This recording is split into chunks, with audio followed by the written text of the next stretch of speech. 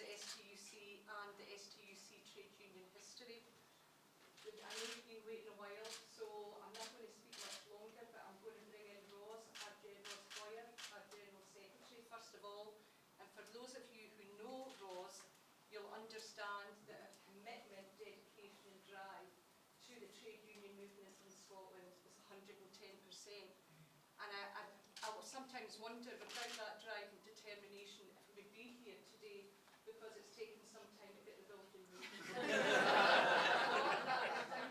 So thanks very much, and looking forward to your address.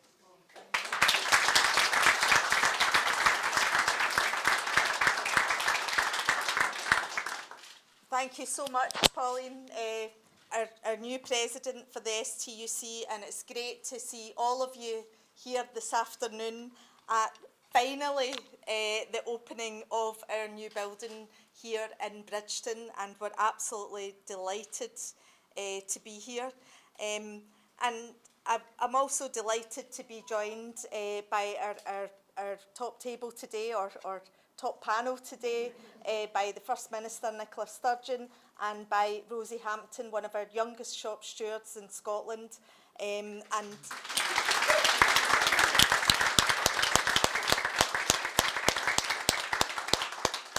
I can actually remember as a young shop steward myself being present when our last trade union centre in Woodlands Road was opened in 1999 by Scotland's First Minister, the late great Donald Dewar. And I'm really genuinely delighted that Nicola, our current, and I actually believe now our longest serving First Minister, was able to join us today to bestow the same honour on our new building and our new trade union centre. And I'm also really pleased that Rosie's here as our youngest shop steward, because I think it's really important that we think about and that we represent the future of our movement and looking forward to that future. And I can't help wondering what Margaret Irwin, the woman who we are naming this building after, would have thought about us having such an illustrious all-women panel opening the building, leading Scotland and also leading the trade union movement. I hope that we can make Margaret proud. And this is the first time the STUC in its 125 years has been able to move into a modern, state-of-the-art, purpose-built home. And it's one that's also in an area that is rooted in this movement's earliest history. It's not so far from here that the Calton Weavers made a stand and took strike action. And as a result of that, 6 of them paid with their lives when they were shot down by government troops for daring to exercise their collective rights and take strike action in 1787. But the struggle continued and trade unionism grew, and workers continued to realise that when they united, they could win a fairer share. And 110 years after that, in 1897, also not so far from this building, the STUC held its first Congress in Glasgow City Halls. That was 125 years ago in March. And it was attended by hundreds of delegates representing workers from across Scotland. And by that point, the trade union movement was well and truly on the march. And it is in honour of one of the driving forces behind the creation of the STUC, Margaret Irwin, who I mentioned, that we are naming this, our new home, the Margaret Irwin Centre. Margaret was a remarkable woman. She was a suffragist, she was a trade union organiser, and she was elected the first secretary of the STUC. And at the first conference of the STUC, she stood up, one of only 2 women in front of hundreds of men, and she talked about the fact that women deserved equal pay, and she talked about the fact that women deserved the vote, and she carried those motions at that first Congress and was elected by her peers as the first secretary, and I think it's only fitting that Margaret is remembered in our history and in our naming of this building.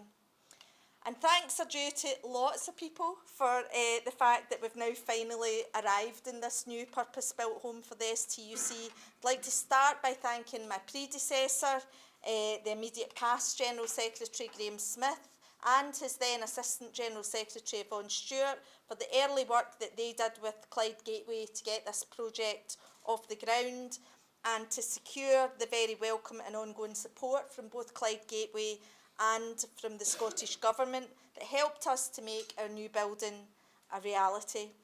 And in that same vein, I'd like to give a really big thanks to Ian Manson, the Chief Executive of Clyde Gateway, because Ian was the person who really took it upon himself to convince the STUC that Bridgeton was the place for us and the place that we should be situated and build our new home. And I'm very grateful that we took that advice and listened to it. And I'd also like to thank Ken D from Clyde Gateway, the project manager for this build. Ken has worked tirelessly. He's put up with me and my obsession with more toilets and more toilets and more toilets for the building. And he's really helped us all the way through and continues to help us to see this project through to the end. And there really couldn't have been a more challenging time to complete a building project than during the recent few years during the COVID pandemic. There have been all sorts of impacts on our ability to make this happen, both in us trying to get the deal through to sell the old building and, you know, get this build completed. All sorts of indirect and direct impacts because of the COVID pandemic. And I'd like to really thank the current STUC staff team for their work to get us here. I'd like to thank the project group that's been involved, but in particular, I would like to single out the amazing Sarah Wiktorski, our operations director.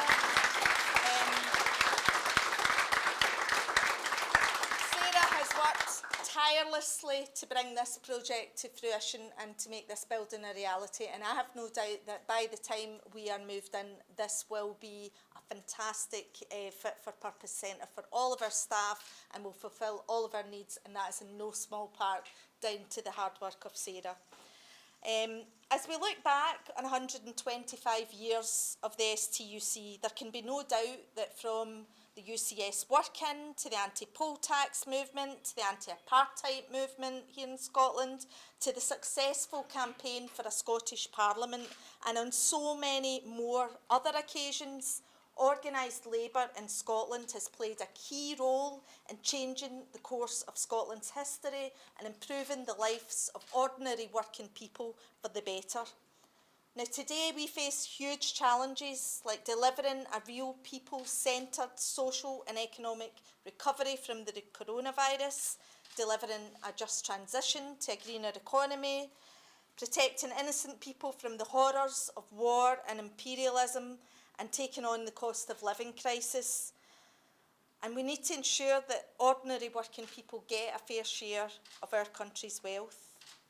And all of these challenges demonstrate that if ever a historic response from our movement was required, it's right now. And I've got no doubt that here in this new home for the STUC, the finest chapters of the trade union movement in Scotland have yet to be written, and that we will rise to the challenges ahead. Because when times are at their worst, that's when this movement is at its best. And again, history shows that when we come together, our people power is irrepressible. So I hope that we will use this new building, our new Margaret Irwin Centre, and really make it the heart of our movement. And I know that this building will help us to show that we are proud of our past, but we're also organising for our future. Thank you very much.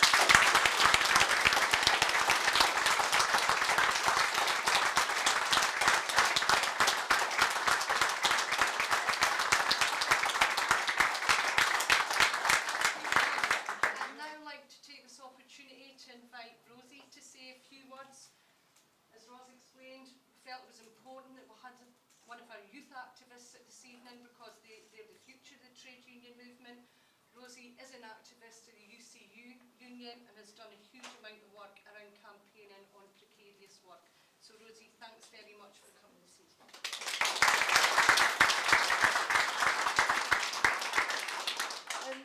Hi everyone. Thank you so much for the invitation to be here. I feel really honoured, and it's a real privilege to be able to kind of come and see the building on its first kind of official day. Thanks to Rose and Pauline for the really kind words so far.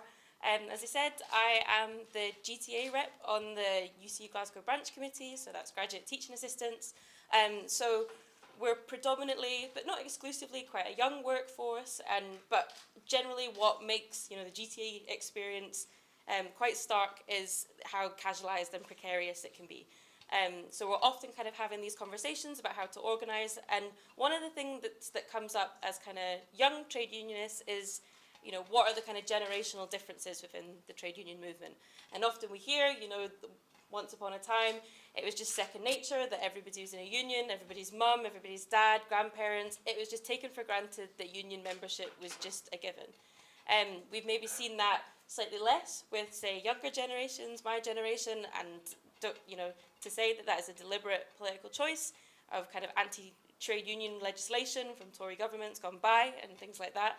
But as a result, we've identified the problem. We think about, okay, how do we organise around it? And I think when we think about those solutions, and me and my kind of fellow, really inspiring young trade unionists think about that, we really kind of think about days like this as something that really kind of feels like it's on the route to solving that.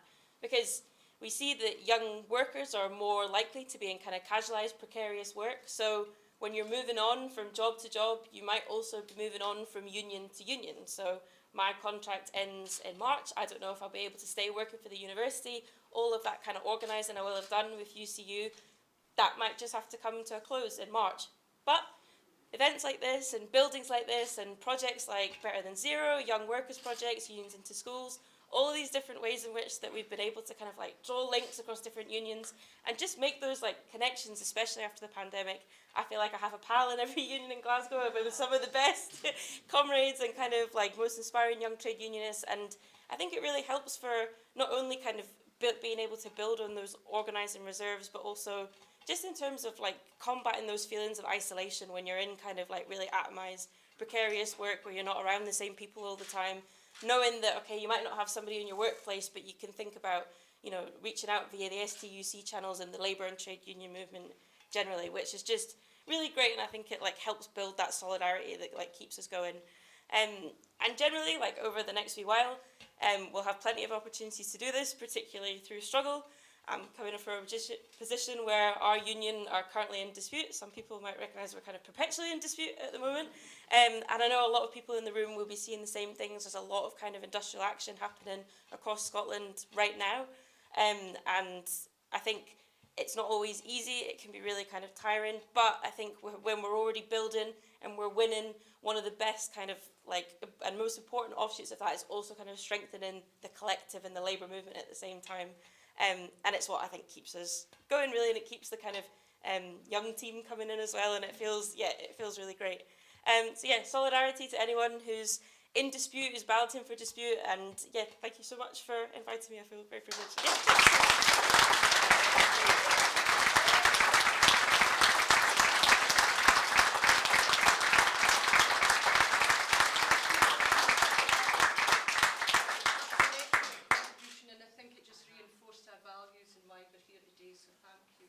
And so I suppose today is all about strong women for the naming of this STUC Centre to the panel that's in front of you today. And so it's now my pleasure to introduce our First Minister, Nicola Sturgeon. And the First Minister has supported the STUC over a number of years, and Ros will allude to it, your support for this centre and the importance of our work, not only in the workplace but in our communities. So thanks for your time today, First Minister. And just invite you to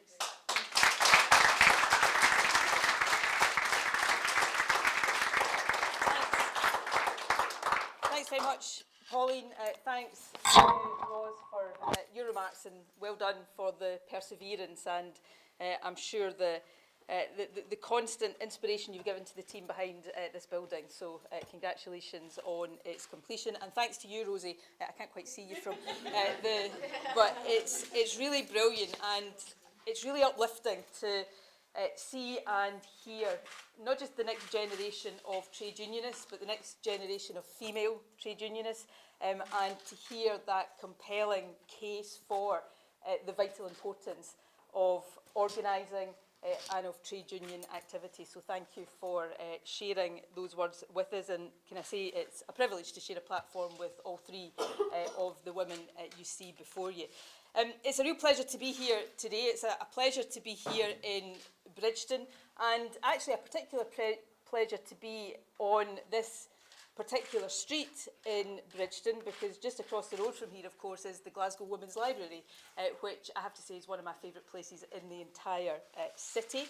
And obviously the library is dedicated to recording, promoting and celebrating the lives of women, the histories of women and the achievements of women. So in so many ways it is a really perfect neighbour for this new STUC building, this new Margaret Irwin Centre. Margaret, as Ros has just spoken about, is a really, really important figure in Scotland's history. Although, like many women in history, she's probably, in fact, undoubtedly, not as well known as she should be, and not as well known as she would have been had she been a man, which is another reason why it is so good and so appropriate that this centre is being named after her.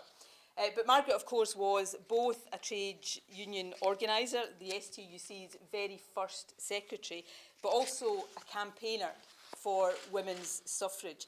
And she absolutely rightly saw those two causes as inextricably linked. Indeed, at the first ever meeting of the STUC 125 years ago, she argued for women's suffrage, in large part because, and I'm quoting now, so much of the legislation of today deals with industrial and social questions in which women have as great a stake as men. Obviously, one of those industrial and social issues back then was fair pay. In fact, some of the points Margaret made on fair pay, particularly for women, are still all too relevant to all of us today. In fact, in the speech that I've just quoted, which was to the 1897 conference, she was applauded for arguing that women ought to work at anything that was suitable. The only thing that she objected to was their taking men's work at 50% of men's wages. So as these quotes suggest, Margaret Irwin was a tireless and very outspoken campaigner back then for social justice. She was, for example, a consistent advocate of better conditions for shop workers and for women who worked at home. So it's not surprising that the STUC has, for a very long time, been really proud of her contribution to the trade union movement. But despite that, as I said at the outset, her name is still not as widely known in Scotland as it should be. So I'm genuinely delighted, and I'm sure everybody here is, by the recognition that she is now getting. This new Margaret Irwin Centre will stand as a very fitting tribute to a truly remarkable woman, and I don't think it could be more appropriately named. And Ros, I think she would, if she was with us today, be extremely proud of you as the current incumbent leading the Scottish trade union movement. Now, the name of this centre provides a link to the very proud past of the STUC, but of course the work that will go on here has enormous importance in the present day and will have enormous importance for many, many years to come. Indeed, the campaigns that trade unions are involved in now, and we've heard this from previous speakers, are every bit as important as they were in Margaret Irwin's time. When I spoke at the STUC conference back in April, I stressed then the role of unions in helping to address the key challenges that Scotland, in common with many other countries across the world, faces today as we recover from the pandemic. There is absolutely no doubt at all that you are and will be central to the government's drive to tackle inequality, to decarbonise our economy, to create good jobs and, of course, promote fair work. The views that you express will sometimes be, and quite rightly so, be challenging for government. That is your role. But I am absolutely firm in my view that a strong trade union movement is necessary and essential to the achievement of a fair society. And as Ros has already reminded us, the Scottish trade union movement has been there at every key moment of Scottish history and all the moments in between. So it is really important that for any government that we have as a vital ally, but also at times as a challenge, a strong and vibrant trade union movement. And these new offices, these new headquarters, by providing you with modern facilities, a high quality working environment, and if you were listening to Ros there, clearly lots of toilets, which is a good thing, will no doubt help you fulfil that role to the best of your ability. And that's something that won't just benefit trade union members, it will benefit Scotland's society and our economy as a whole, and that is important.